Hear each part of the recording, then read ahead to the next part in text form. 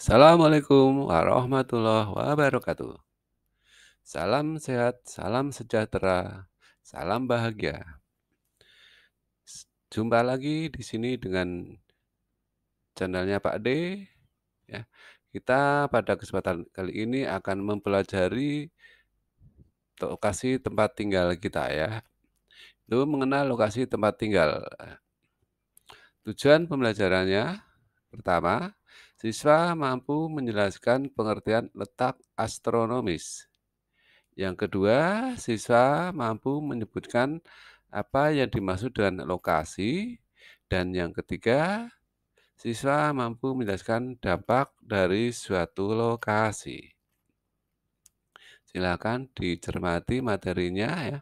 Ini salah satu contoh ya, lokasi yang mungkin pernah kalian lihat gambar seperti ini ya, pada kartu undangan ya, ada denah ya, denah lokasi.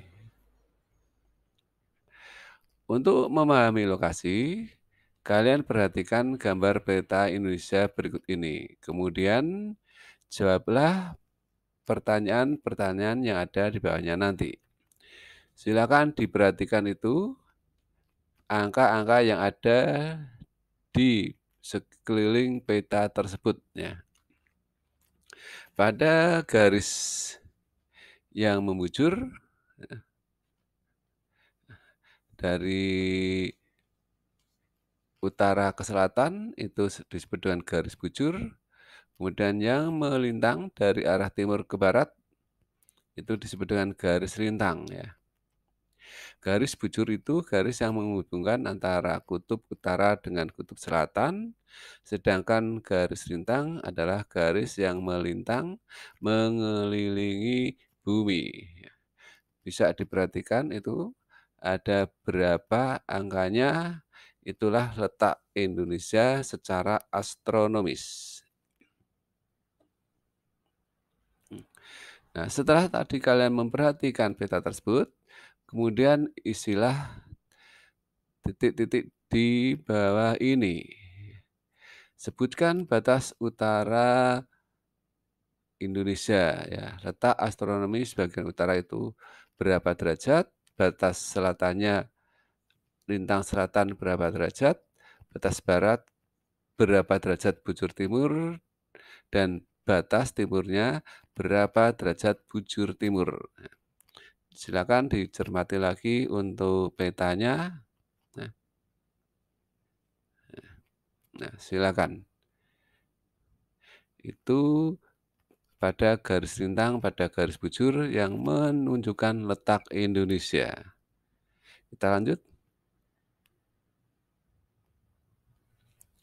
Lokasi merupakan letak objek di permukaan bumi. Lokasi dibedakan menjadi lokasi absolut dan lokasi relatif.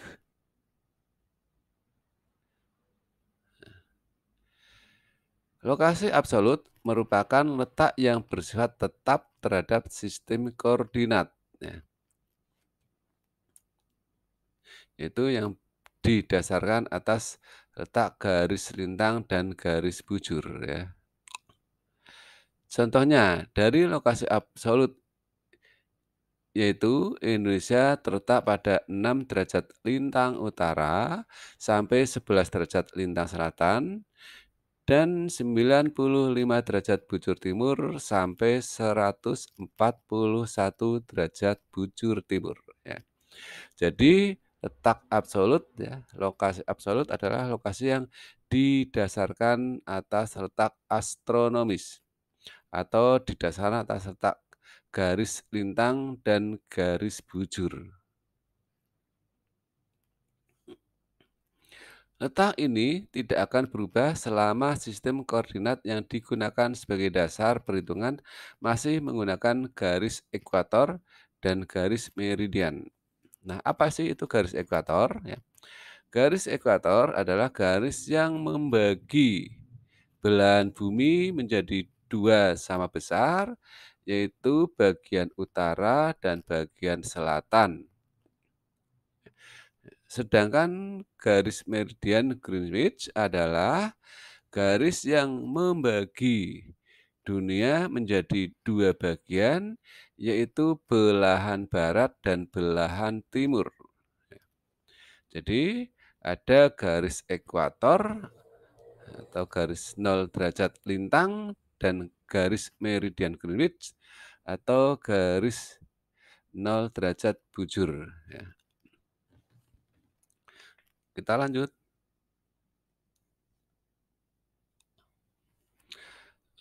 Yang kedua, lokasi relatif. Lokasi relatif merupakan letak yang dapat berubah karena keadaan di sekitarnya.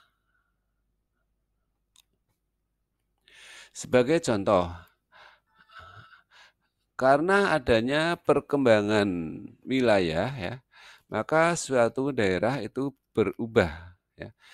Contohnya di sini, awalnya Kabupaten Tanah Tidung termasuk di dalam Provinsi Kalimantan Timur. Tetapi saat ini merupakan kabupaten di Provinsi Kalimantan Utara. Mengapa terjadi seperti ini? Karena adanya pemekaran wilayah. Ya, dengan adanya pemekaran wilayah ini, yang semu yang semula daerah tersebut, ya, yaitu Tanah Tidung ini ada di Provinsi Kalimantan Timur, kemudian Kalimantan Timur ini dipecah menjadi dua provinsi, yaitu Kalimantan Timur dan Kalimantan Utara. Sedangkan untuk Kabupaten Tanah Tidung ini masuk ke dalam provinsi baru, yaitu Provinsi Kalimantan Utara. Ya, kita tahu juga di beberapa daerah ada pemekaran ya. Baik itu pemekaran kecamatan, pemekaran desa, pemekaran kabupaten ya. Mengapa ini terjadi? Karena adanya peningkatan sistem administrasi ya, untuk memudahkan sehingga harus ada pemekaran wilayah. Selain itu, lokasi relatif memiliki pengaruh pada nilai suatu objek. Lokasi di dekat jalan raya memiliki harga tanah yang lebih mahal, ya, tetapi kurang sesuai untuk tempat tinggal karena suara bising dan bahaya polusi dari kendaraan bermotor. Ya. Nah, bagi kalian yang memiliki lokasi di tepi jalan raya, barangkali ini lebih cocok adalah untuk digunakan sebagai tempat usaha.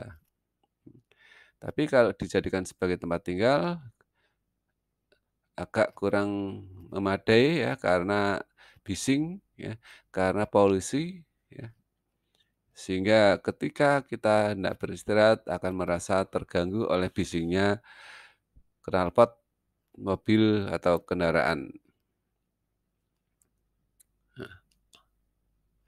Oleh karena itu, dapat dikatakan bahwa lokasi yang yang berkaitan dengan keadaan di sekitarnya memiliki kelebihan dan kekurangan. Ya, jadi, setiap lokasi memiliki kelebihan dan kekurangan. Ada kelebihannya, ada kekurangannya.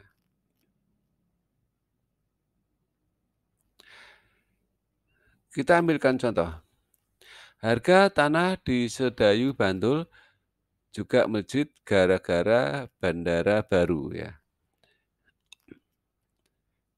Harga tanah di sekitar Yogyakarta International Airport atau YIA melambung hingga 10 juta per meter persegi ya. Nah, karena di sini ada suatu kegiatan yang bersifat ekonomis ya, seperti adanya bandara baru di daerah Sedayu Bantul yang semula tanah itu harganya relatif murah, ya. Kemudian di situ didirikan bandara yang memiliki sifat internasional, sehingga tanah di sekitar bandara tersebut melambung dengan harga bisa mencapai 10 juta per meter persegi. Yang sebelumnya tidak mencapai 10 juta, tapi karena adanya kegiatan yang ada di bandara tersebut, maka tanah menjadi harganya meningkat. Tidak hanya di dekat bandara baru, harga tanah di Sedayu, Bantul yang dilintasi menuju bandara juga ikut terdongkrak. Ya.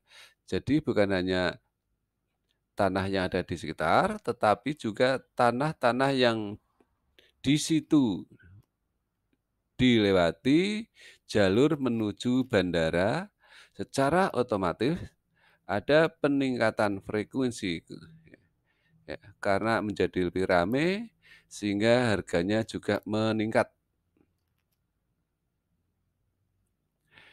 Euforia mega proyek Yogyakarta International Airport dirasakan semua sudut hingga yang jauh dari zona bandara, ya, harga tanah terus menjulang tinggi. Ya.